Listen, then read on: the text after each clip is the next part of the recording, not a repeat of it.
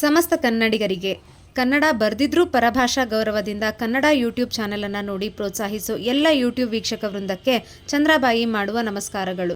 ಸುಧಾಮೂರ್ತಿಯಮ್ಮ ಬರೆದಿರುವಂತಹ ಯಶಸ್ವಿ ಪುಸ್ತಕ ಪಠಣ 24ನೇ ಸಂಚಿಕೆಗೆ ಎಲ್ಲರಿಗೂ ಆತ್ಮೀಯ ಸ್ವಾಗತ. ಜೀವನದ ಕಾಲಚಕ್ರದಲ್ಲಿ ಏನೇನೋ ಬದಲಾವಣೆಯಾಗಿದೆ.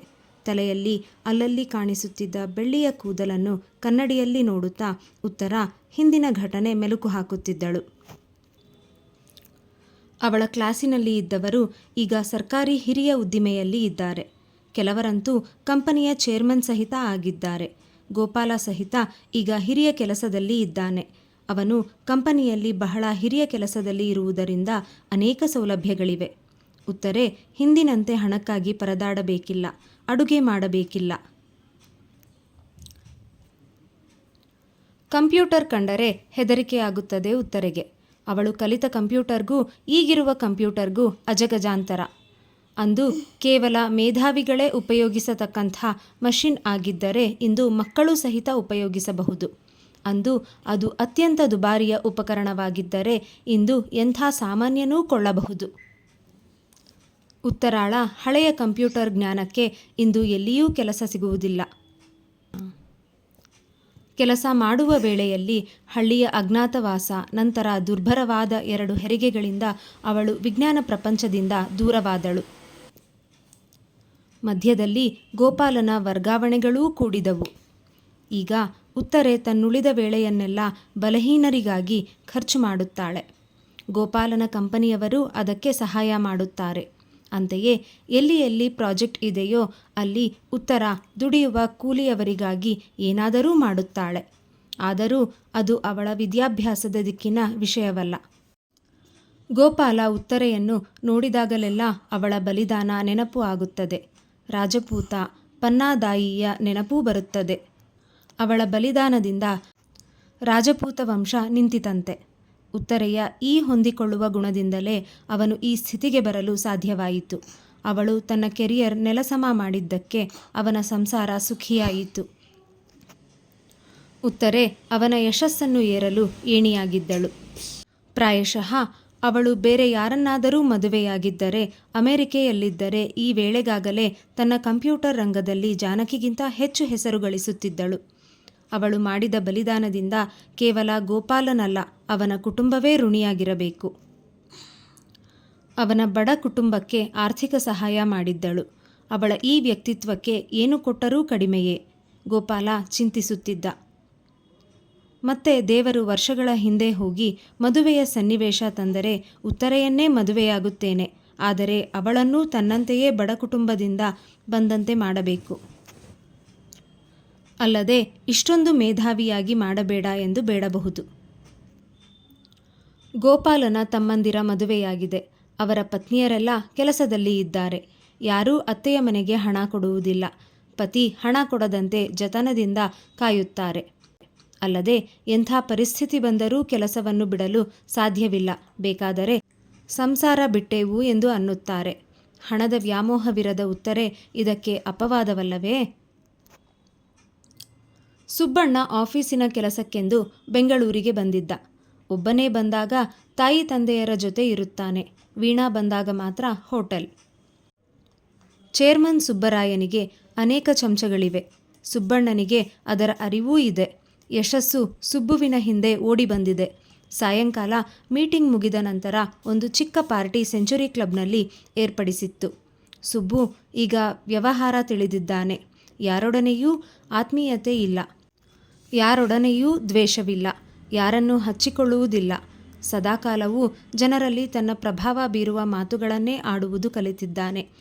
ಎಲ್ಲ ಅಧಿಕಾರಿಗಳೊಡನೆ ಒಂದೆರಡು ಒಣ ಮಾತು ಆಡಿದರೂ ಅವರು ಸಂತೋಷಗೊಳ್ಳುತ್ತಾರೆ. ಅವರ ಮಕ್ಕಳನ್ನು ಹೊಗಳಿದರಂತೂ ಸ್ವರ್ಗಕ್ಕೆ ಏರುತ್ತಾರೆ ಎನ್ನುವುದು ಸುಬ್ಬುವಿಗೆ ಗೊತ್ತು. ಅಂತೆಯೇ, ಮಿಸ್ಟರ್ ರಾಘವನ್, ನಿಮ್ಮ ಮಗಳು ಲಕ್ಷ್ಮಿ ಏನು ಮಾಡುತ್ತಾಳೆ ಎಂದು ಕೇಳಿದ. ರಾಘವನ್ ಪೂರಿಯ ತರಹ ಉಬ್ಬಿ ಹೋದ.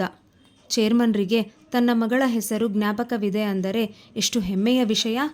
ಸರ್, ಇಂಜಿನಿಯರಿಂಗ್ ಮಾಡುತ್ತಾಳೆ. ಮುದುಕ ಶ್ರೀನಿವಾಸನ್, ಸರ್, ಏನು ಪ್ರಯೋಜನ ಹೇಳಿ? ನಾನು ಎಷ್ಟೋ ಇಂಜಿನಿಯರ್ ಹುಡುಗಿಯರು ಕೇವಲ ಗೃಹಿಣಿಯಾಗೋದು ನೋಡಿದ್ದೀನಿ ಎಂದು ರಾಗ ಎಳೆದ. ಇಲ್ಲ ಶ್ರೀನಿವಾಸನ್, ನಾನು ಒಪ್ಪುವುದಿಲ್ಲ. ನನ್ನ ಜೊತೆಗೆ ಆಗಿನ ಕಾಲದಲ್ಲಿ ಓದುತ್ತಿದ್ದ ಹುಡುಗಿ ಇಂದು ಅಮೆರಿಕೆಯಲ್ಲಿ ಬಹಳ ಹೆಸರು ಗಳಿಸಿದ್ದಾಳೆ. ಪ್ರಾಯಶಃ ಅವಳು ಒಬ್ಬಳೇ ಕಂಪನಿ ನಡೆಸುತ್ತಿದ್ದಾಳೆ. ಸುಬ್ಬುವಿನ ಮನದ ಮೂಲೆಯಲ್ಲಿ ಜಾನಕಿಯ ಚಿತ್ರವಿತ್ತು. ಸರ್, ನಮಗೆ ಸೋಷಿಯಲ್ ವರ್ಕ್ಸ್ ಮಾಡೋದಿಲ್ಲ ಅಂತ ಶೇರ್ ಹೋಲ್ಡರ್ಸ್ ಹೇಳ್ತಿದ್ದರಲ್ಲ, ಅದಕ್ಕೆ ಈ ಬಾರಿ ಏನಾದರೂ ಮಾಡಬೇಕು ಅಂತ ಮಾಡಿದ್ದೀವಿ. ಸರ್, ಅದಕ್ಕೆ ಒಬ್ಬ ಒಳ್ಳೆಯ ಸೋಷಿಯಲ್ ವರ್ಕರ್ ಭೇಟಿಯಾಗಿದ್ರು. ಮಾತಿನಲ್ಲಿ ಗೊತ್ತಾಯಿತು ಸರ್, ಅವರು ಇಂಜಿನಿಯರ್ ಅಂತೆ. ಅವರೇ ಹೇಳಲಿಲ್ಲ, ಬೇರೆ ಯಾರೋ ಹೇಳಿದ್ರು. ನನಗೆ ಇವರು ಇಂಜಿನಿಯರಿಂಗ್ ಕಲಿತು ಇದನ್ಯಾಕೆ ಮಾಡ್ತಾರೆ ಅನಿಸಿತ್ತು ಎಂದ ಶ್ರೀನಿವಾಸನ್. ಅದು ಅವರ ವೈಯಕ್ತಿಕ ವಿಚಾರ. ಅವರು ದೊಡ್ಡ ಇಂಜಿನಿಯರ್ ಇರಬಹುದು, ಆದರೆ ಅಂಥ ಹೊಸ ಯೋಜನೆಗೆ ಅವರನ್ನು ಯಾಕೆ ಕೆಲಸಕ್ಕೆ ಇಟ್ಕೋಬಾರ್ದು? ಸಿನ್ಸಿಯರ್ ಇದ್ದರೆ ಇನ್ನೂ ಸ್ವಲ್ಪ ಹೆಚ್ಚಿಗೆ ಸಂಬಳ ಕೊಟ್ಟರಾಯಿತು. ಸರ್, ಅವರು ಸಂಬಳಕ್ಕೆ ಮಾಡ್ತಾರೋ ಇಲ್ಲವೋ? ಅಯ್ಯೋ ಶ್ರೀನಿವಾಸನ್, ನಿಮ್ಮ ಅನುಭವದಿಂದ ಹೇಳಬೇಕು. ಹಣ ಅಂದರೆ ಹೆಣನೂ ಬಾಯಿ ತೆಗೀತದೆ. ಬೇಕಾದರೆ ನಾಳೆ ಅವರನ್ನು ಆಫೀಸಿಗೆ ಕರೆಸಿರಿ, ನಾನೇ ಮಾತಾಡಿ ಅವರನ್ನು ಕೆಲಸಕ್ಕೆ ನೇಮಿಸುತ್ತೇನೆ ಎಂದು ಸುಬ್ಬು ಆತ್ಮವಿಶ್ವಾಸದಿಂದ ಹೇಳಿದ. ಅನುಭವ ಕಲಿಸಿದೆ, ಹಣಕ್ಕೆ ಏನನ್ನಾದರೂ ಯಾರನ್ನಾದರೂ ಕೊಂಡುಕೊಳ್ಳಬಹುದು. ಆದರೆ ಅವರವರಿಗೆ ಬೇರೆ ಬೇರೆ ಬೆಲೆ ಇದೆ. ಒಬ್ಬರದು ಹೆಚ್ಚು, ಇನ್ನೊಬ್ಬರದು ಕಡಿಮೆ. ಮರುದಿನ ಸುಬ್ಬುವಿಗೆ ನಿನ್ನೆ ಹೇಳಿದ ಸೋಷಿಯಲ್ ವರ್ಕರ್ ಬಂದಿದ್ದಾರೆ ಸರ್ ಎಂದು ಶ್ರೀನಿವಾಸನ್ ಹೇಳಿದಾಗ, ಇರಲಿ, ಸ್ವಲ್ಪ ದಾರಿ ಕಾಯಲಿ ಎಂದು ಹೇಳು. ಹೇಳಿ ಕೇಳಿ ಸೋಷಿಯಲ್ ಕೆಲಸವಲ್ಲವೇ, ನಾನು ಕಂಪ್ಯೂಟರ್ ಇಂಜಿನಿಯರ್ ಜೊತೆ ಮಾತಾಡ್ತಾ ಇದ್ದೀನಿ ಎಂದ ನಿರ್ಲಕ್ಷ್ಯವಾಗಿ ಸುಬ್ಬು. ಅರ್ಧ ಗಂಟೆಯ ನಂತರ ಒಳಗೆ ಕರೆದಾಗ ಬಂದವಳು ಉತ್ತರಾ ರಾವ್. ದುಃಖ, ಅಚ್ಚರಿಯಿಂದ ಕುಸಿದು ಕುಳಿತ ಸುಬ್ಬು. ನಿರ್ವಿಕಾರದಿಂದ ನಿಂತಳು ಉತ್ತರ. ವೆಸ್ಟ್ ಎಂಡ್ ಹೋಟೆಲ್ನಲ್ಲಿ ಸುಬ್ಬು ಉತ್ತರ ಎದುರು ಬದುರಾಗಿ ಕುಳಿತಿದ್ದಾರೆ. ಎಷ್ಟು ವರ್ಷಗಳ ನಂತರ ಯಾವ ತರಹದ ಭೇಟಿ?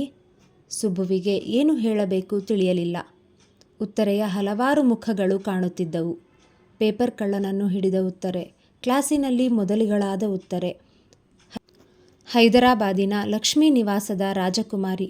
ಇಂದು ಈ ಉತ್ತರ ಮೌನಿಯಾಗಿದ್ದಳು. ಆ ಮೌನದಲ್ಲಿ ಖಿನ್ನತೆಯೋ ಅಚ್ಚರಿಯೋ ದಿಗ್ಭ್ರಮೆಯೋ ತಿಳಿಯದು.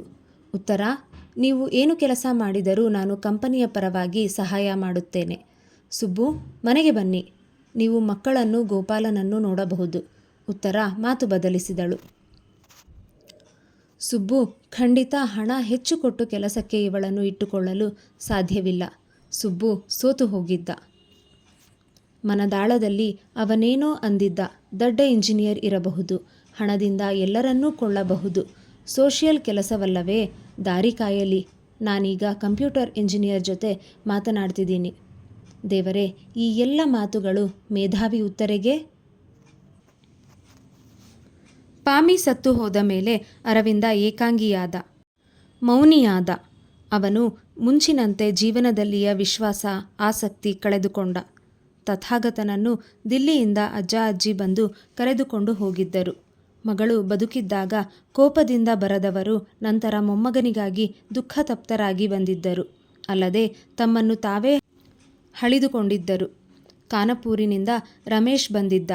ದುಃಖದ ಸಮಯದಲ್ಲಿ ತಮ್ಮನನ್ನು ನೋಡಿಕೊಂಡಿದ್ದ. ಚಾಂದ್ಮಲ್ರು ತೀರಿ ಹೋಗಿದ್ದರು. ಆಗ ಕಾನ್ಪೂರಿಗೆ ಅರವಿಂದ ಹೋದವನು ಇಂದಿಗೂ ಹೋಗಿರಲಿಲ್ಲ. ಆದರೆ ಪಾಮಿ ಸತ್ತಾಗ ಹಿಂದಿನದನ್ನು ಮರೆತು ರಮೇಶ್ ಬಂದಿದ್ದ. ರಕ್ತದ ನಂಟು ಅಂಟಿನಂತಲ್ಲವೇ? ಅರವಿಂದ, ಈ ಹಳ್ಳಿ, ಈ ಆದರ್ಶ ಸಾಕು. ಅದರಿಂದ ಏನು ಗಳಿಸಿದಿ?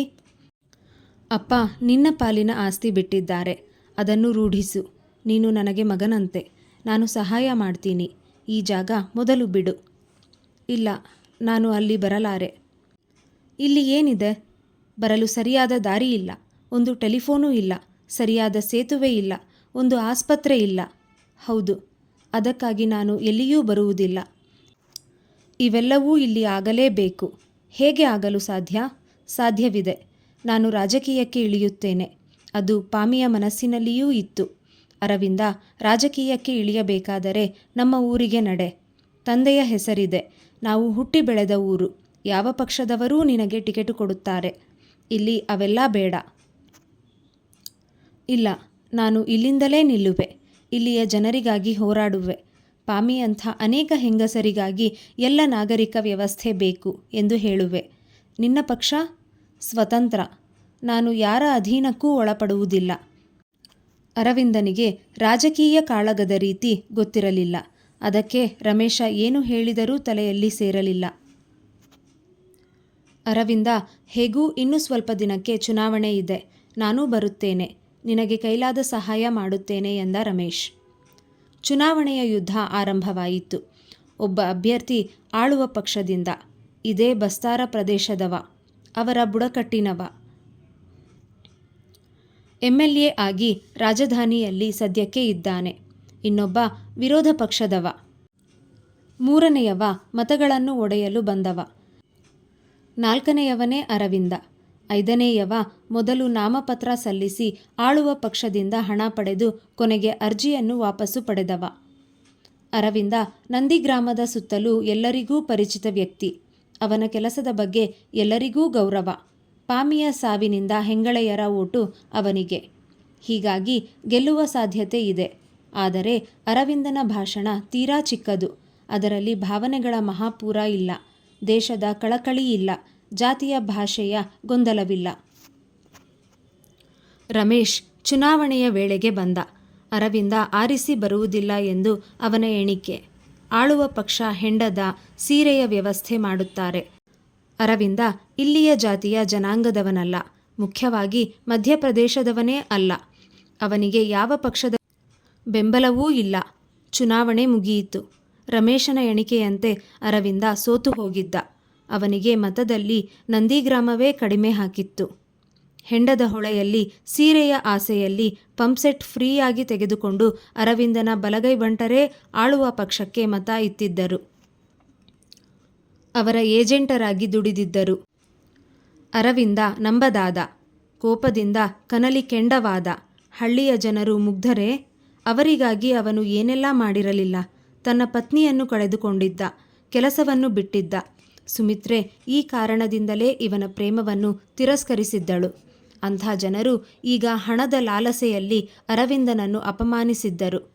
ಅಕಸ್ಮಾತ್ ಅವನು ಗೆದ್ದಿದ್ದರೆ ಹಳ್ಳಿಗೆ ಲಾಭ ಬರುತ್ತಿತ್ತು, ದಾರಿಯಾಗುತ್ತಿತ್ತು, ಆಸ್ಪತ್ರೆಯಾಗುತ್ತಿತ್ತು, ಟೆಲಿಫೋನು ಬರುತ್ತಿತ್ತು. ಈ ಬಾರಿ ಅರವಿಂದ ನಂದಿಗ್ರಾಮವನ್ನು ಬಿಡಲು ನಿರ್ಧರಿಸಿದ. ರಮೇಶ ಏನೂ ಹೇಳಲಿಲ್ಲ. ಆದರೆ ಹಳ್ಳಿಯ ಹಿರಿಯರಿಗೆ ಇನ್ನೆಂದೂ ಅರವಿಂದ ಬರುವುದಿಲ್ಲ ಎಂದು ಗೊತ್ತಾಯಿತು. ಜೀವನದ ಇಷ್ಟು ವರ್ಷ ವ್ಯರ್ಥವಾಗಿ ಕಳೆದನಲ್ಲ ಎನ್ನುವ ಕೊರಗು ಅರವಿಂದನಿಗೆ ಉಂಟಾಯಿತು. ಇಲ್ಲಿಗೆ ಈ ಸಂಚಿಕೆ ಪೂರ್ಣ. ಈಗ ಇಂದಿನ ಕಿವಿಮಾತು. ಇತರರಿಗಾಗಿ ನಿಮ್ಮ ಸ್ವಂತಿಕೆಯನ್ನು ಎಂದಿಗೂ ಬಿಟ್ಟುಕೊಡಬೇಡಿ. ಏಕೆಂದರೆ ಈ ಪ್ರಪಂಚದಲ್ಲಿ ನಿಮ್ಮ ಪಾತ್ರವನ್ನು ನಿಮಗಿಂತ ಚೆನ್ನಾಗಿ ಯಾರೂ ನಿಭಾಯಿಸಲು ಸಾಧ್ಯವಿಲ್ಲ. ಧನ್ಯವಾದಗಳು. ರಾಧೇ ಕೃಷ್ಣ.